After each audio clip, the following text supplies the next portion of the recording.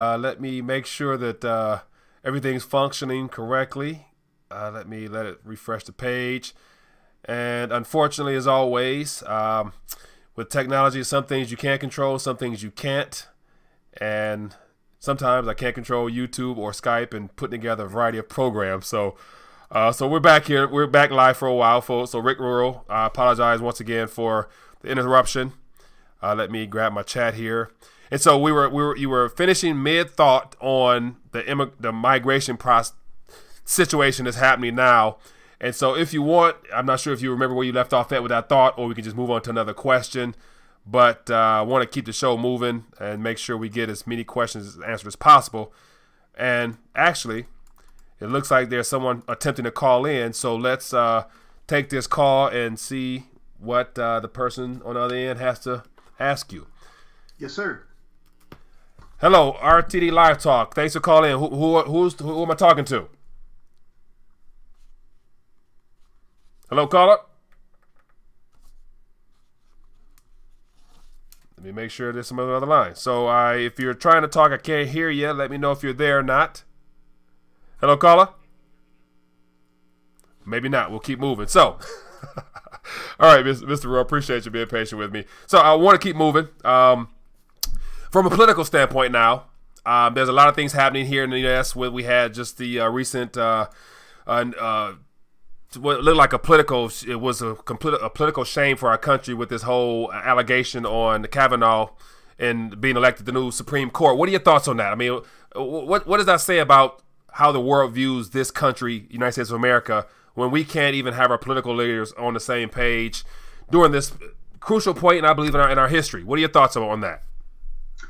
I think that what made America great for 200 years was the fact that we were the least politicized major country in the world.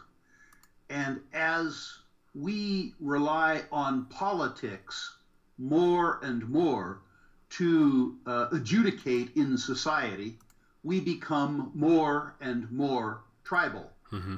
The truth is now that the Democrats, at least the hardcore Democrats, are a tribe.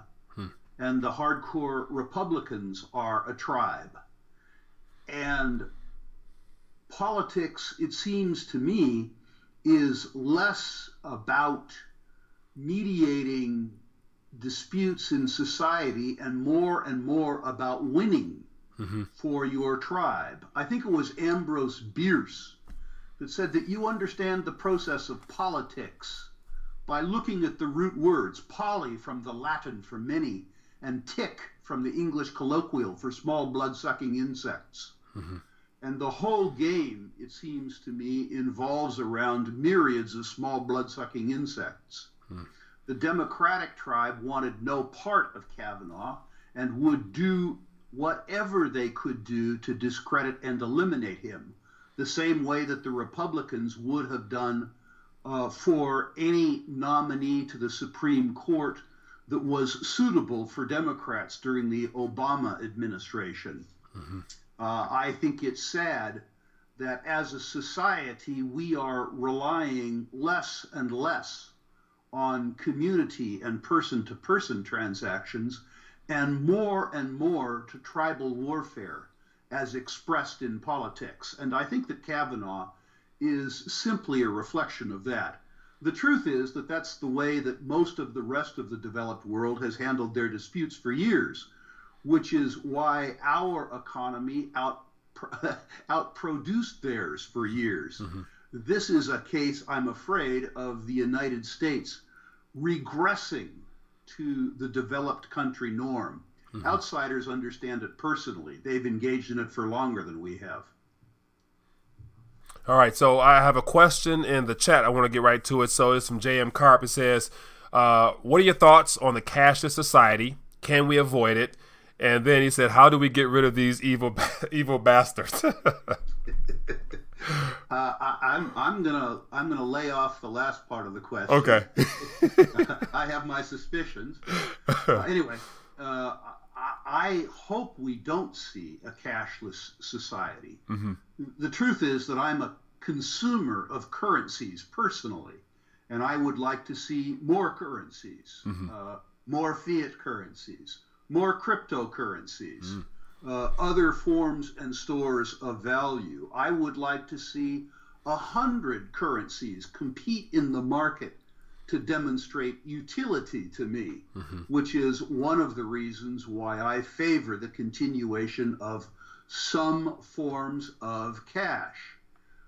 The more opportunities available to me to select for myself my stores of value and my mediums of exchange, the better for me. All right. Now, another question here says, what are your thoughts on China's One Belt, One Road, and will they become allies with the top 5 countries and highest production of gold and silver reserves? It looks like a lot of questions in one. I certainly favor a multilateral world where there is more trade, more infrastructure, and closer relationships between nations. So to the extent that the Chinese want to build both social and physical infrastructure between themselves in Central Asia, between themselves in Africa, and between themselves in Europe, I'm all for it.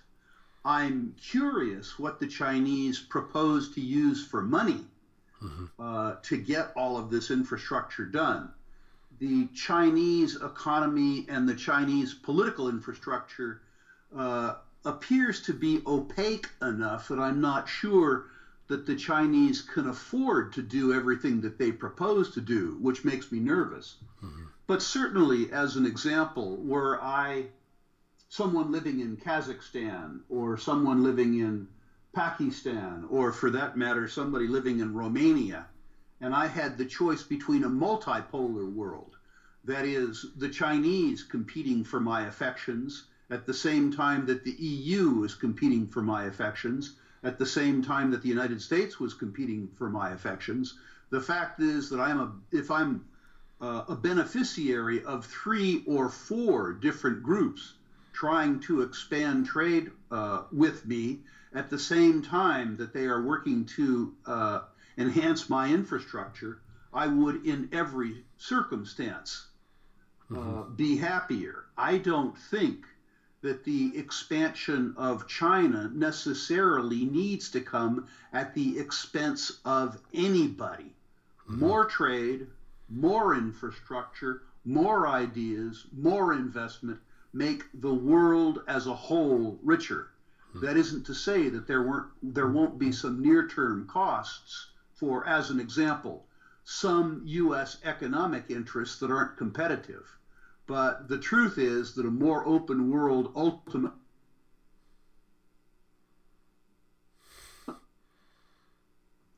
Oh, okay. Froze again. All right, so let's keep it moving. So you mentioned earlier in multi-currencies. So in the middle, you finished that last thought, it froze again. So keep it moving. Cryptocurrency. So a lot of the audience here are really high on the potential, future potential of cryptocurrencies and how disruptive it is.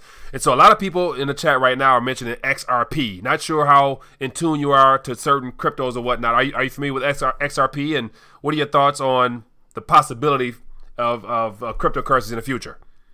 I'm only haltingly familiar with most of the individual cryptocurrencies. You may know that Sprott and our partners, the exchange operators IEX, have invested a substantial amount of time and treasure on a distributed ledger enabled, in effect, currency that is backed by and redeemable for physical gold.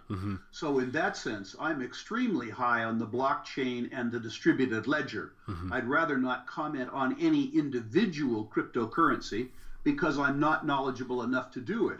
I will go back to my prior comment, however, and say that I'm a consumer of currencies.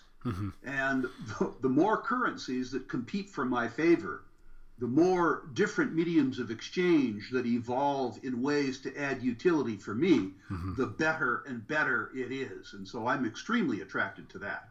All right, fair enough. Now, here's a question just came to mind. I meant to ask you this a while back during our first interview, and I wanted to just, have you just share your thoughts. Okay, so for those that are watching, younger, older, whatever, if you could go back personally, Rick Rule could go back with the information and the knowledge he has now, and either start over or pick up in this current environment, what are some things that Rick Rule will look into investing in or educating himself on more of in preparation for the future, your future down the line? I was extremely lucky in that I evidenced an interest and energy early on that I was able to attract very, very, very good mentors. Mm-hmm. So much of what I did, I wouldn't change. The two things that I would probably change in retrospect were, at the beginning of my career, I was interested in making more money, mm-hmm. which is a mistake. At the beginning of your career, you focus on delivering utility for other people. If you worry about making your product better, you will actually, ironically, make much more money much more quickly. Mm-hmm. So one thing I would change was my early focus on making money for myself when I should have been focusing on increasing the utility that I offered to other people. The second thing I would say, which will probably again make me fairly unpopular with your audience, mm-hmm. Is very early in my career, I probably should have expatriated. I probably should have gone to a country that had the good manners not to charge me any tax. One that would have allowed me to reinvest a greater amount of the utility that I had been able to harvest, mm-hmm. so that I could employ more capital for the benefit of others and myself. I wouldn't urge this for everyone, but mm-hmm. you asked the question about me personally. Right. Fair enough. Now, I want to touch on, I think it was you or another gentleman, I'm not sure, but I want to say touched on how important Africa, the continent of Africa, will be in the days ahead. And so I look at all the things happening now, how China's heavily investing in that in a lot of countries there, Russia's moving in. And so what are your thoughts on the long-term potential of the continent of Africa from an investment standpoint? And then also, I want to get your thoughts on uranium as well, because a lot of people want to know about uranium. I've been investing in Africa for 40 years. Mm-hmm. And on balance, it's treated me extremely, extremely well. Mm-hmm. Although the social disallocation and the various sort of experiments in governance that are taking place there, but never mind the localized violence, mm-hmm. Makes it an interesting place to invest. It has the youngest population on the globe, which means statistically it holds very, very, very great promise. Mm-hmm. And I'm delighted to say that the youngest generation of Africans, the millennials and the sub-millennials, are easily the best educated and best motivated generation of Africans that I've had the good fortune to come in contact with. I'm extremely bullish about the 20-year future of Africa, mm-hmm. when the younger Africans, the people that Dr. George Atiye describes as the cheetahs, displace my generation of Africans, which he refers to as the hippos.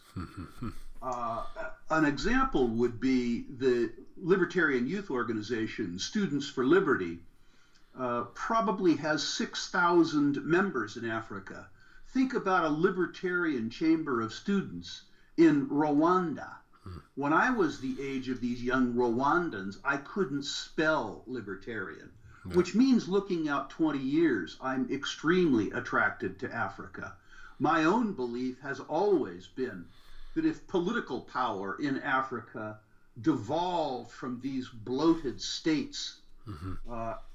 And what the Africans themselves laughingly call Wabenze, that is the tribe Wa of bureaucrats who drive Mercedes-Benzes, and devolved to the market women that you see in rural crossroads throughout Africa, women of different tribes, of different clans, of different families, happily trading the stuff of life with each other, with no need for the dispute or disputes which seem to be encouraged to the benefit of political leaders. Africa could and will, I believe, do very, very well. Interesting, interesting. Now, someone in the chat, and so for those who are tuning in for the part 2 of this, we were interrupted on the first stream. So I have Rick Rule, the president and CEO of Sprout U.S. Holdings, joining us, and so very appreciative of you joining us. So a couple more minutes, Rick, and then we'll let you go. I know it's midday, and so if you guys want to call in, I definitely want to get a call in for Rick. So it's 1-833-LIVE-RTD. If you have a question, feel free to call in.